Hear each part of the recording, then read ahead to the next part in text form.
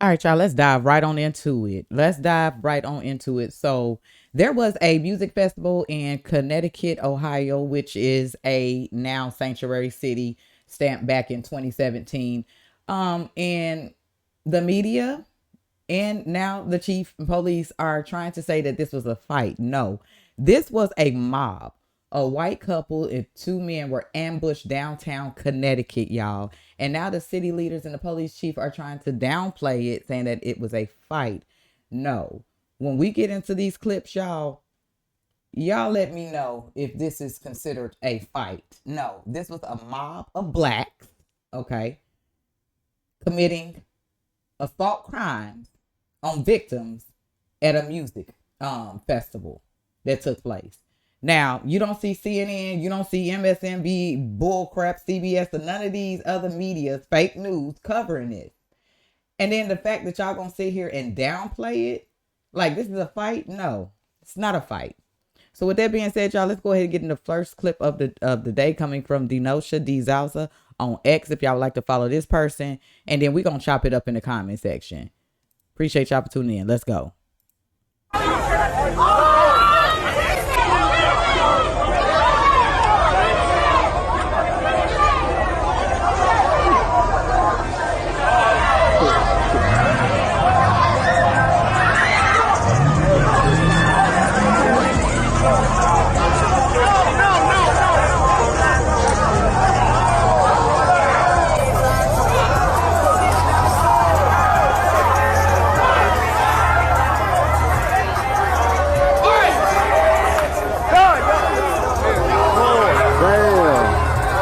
Okay, y'all, I just want to show a short clip of this because it is very, very disturbing. Now, with your own eyes, y'all see exactly what took place. To me, it looks like these victims are literally being punched and kicked and taking hits. Do y'all see anybody that's being punched and kicked hitting back? No, you don't. The officials call it a fight to downplay the radical and violent reality of this clip. But, oh, hold on. Let's keep it moving because it gets worse. JD Vance took heed of it, as our vice president should, and he called it, just like everybody else is saying, a mob. This is not a fight. It is a mob.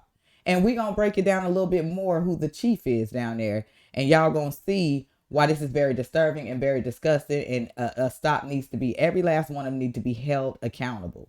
With that being said, y'all, JD Vance claps back. Breaking, coming straight from Charlie Kirk, breaking. Vice President JD Vance just went off on the violent mob attack on two men and a middle-aged woman, which was knocked out completely, y'all, at a Connecticut jazz festival. Let's dive into the clip. About this. There was a group of people who attacked a couple folks on the street in Cincinnati. Senator Bernie Moreno, some others have spoken out about it, have been critical of it. Okay, yes. So what I saw, and I haven't seen the full context, but what I saw is a mob of lawless thugs beating up on an innocent person, and it's disgusting. And I hope every single one of those people who engage in violence is prosecuted to the full extent of the law. And they will be. They will be so long as law enforcement in the state of Ohio takes their job seriously. I know Dave Yost cares a lot about these things. But yeah, I actually, you're right. Bernie did send me a clip of this, and we talked a little bit about it. I don't know the full context. I don't know how the fight started. But the one part that I saw that was really gruesome is you had a grown man who sucker punched a middle-aged woman. And where I come from, at least, when you have a grown man who sucker punches a middle-aged woman, that person ought to go to jail for a very long time. Yes. And frankly, he's lucky there weren't some better people around, because they would have handled it themselves. But if they're not going to handle it, the cops in Cincinnati, the law enforcement, you've got to prosecute people. We've had way too much lawlessness on the streets of great American cities. How many of you all have wanted to go to downtown Akron or downtown Canton or downtown Columbus for a meal, but you're worried because the local authorities in these big cities have allowed lawlessness to run wild? We have got to make great American cities safe again for families and children. If you want to take your wife or your children out for a meal, you shouldn't be worried about street violence. And the only... Okay. And I'm going to say it like Vance said it. This is simply thugs and they should rot in prison. How you a middle-aged man? You sucker punch a woman. I'm talking about completely knocked her out. Y'all seen the clip? And it would have probably got even worse if bystanders would have, helped out or got into it, because y'all see how crazy it was. This is straight ridiculous. And y'all sitting here trying to downgrade it to a fight? No, they were mobbed, ambushed. Fact. 5 people have been charged. And do y'all know the other chief had the audacity not to try to give the names of these mob folks? He didn't want to give the names out.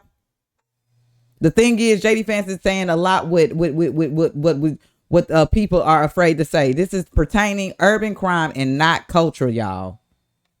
Let's get into the next clip, because this is ridiculous. Now we finna get on her. We finna get on her ass. Terry, what is her name? Teach claims that the black mob that attacked the white tourists were misrepresented in the videos. Evidently, the mob was the true victim. Let me get something straight, y'all. Finding out and researching on her background, she has a lot of hate crimes at her. A man recently filed a complaint about her. Not only that, it's considered and allegedly that she's a DEI hire. So y'all already know what time of day it is. Sanctuary City. Y'all know what they stand for. Radical left, all of the above. I'm just going to say it. And that's exactly what this is. Because how in the hell is the mob the victims here when all the victims is laid out on the damn ground and not fighting back? Let's get into the clip. Coming straight from Amuse, y'all, on X, if y'all want to follow this person. Another topic I want to cover real quick. Let's cover it. Social media and journalism and the role it plays in this incident. And yes, guys, that's you. That is you. Doing our job. Social media, the post that we've seen, does not depict the entire incident. That is one version of what occurred. At times, social media and mainstream media and their commentaries are a misrepresentation of the circumstances surrounding any given event. What that does, that causes us some difficulties in thoroughly investigating the activity and enforcing the law.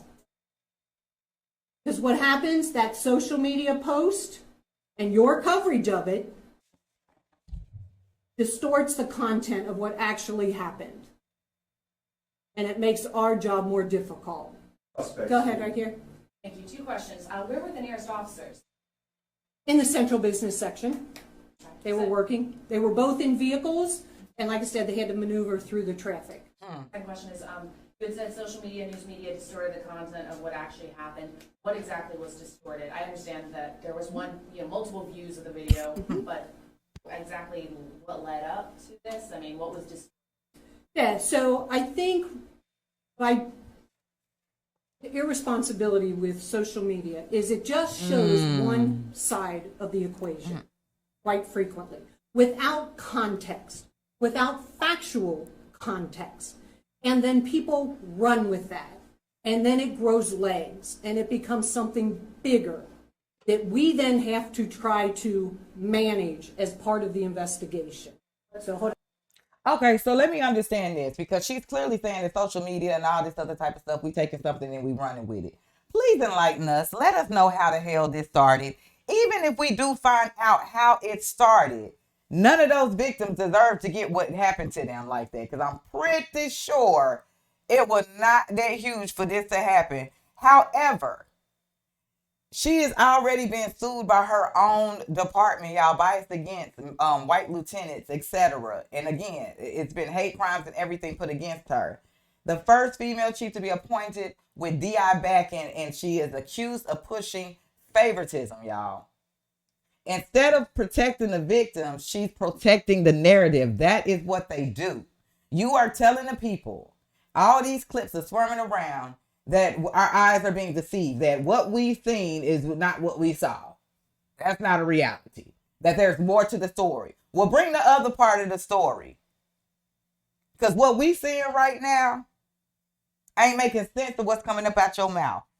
Because you was the one before this stating that everybody needed to come forward because it was a crime.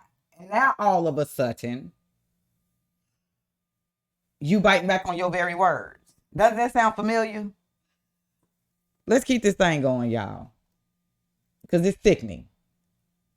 People can't even go out to a festival. And here go this mayor bimbo ass coming on here downplaying it, saying it's a fight too. And this is the mayor of Connecticut, Ohio. Let's get into what she got to say. But the conversation turns to this one incident, adults fighting at 3 a.m. This is not who we are. But the conversation turns to this one. Adults fighting at 3 a.m. We clearly seen the videos. But the video shows a mob fight. Public outrage is blowing up online with many asking, like, why do the leaders always defend while victims get ignored? They always defend the criminals while victims get ignored. Have y'all noticed that? This is not just with this mob fight. This is with illegal criminals. This is for all of the above and what their side represents. The victims are never, ever being protected. And this has been seen and done repeatedly. Take a look at the angel moms.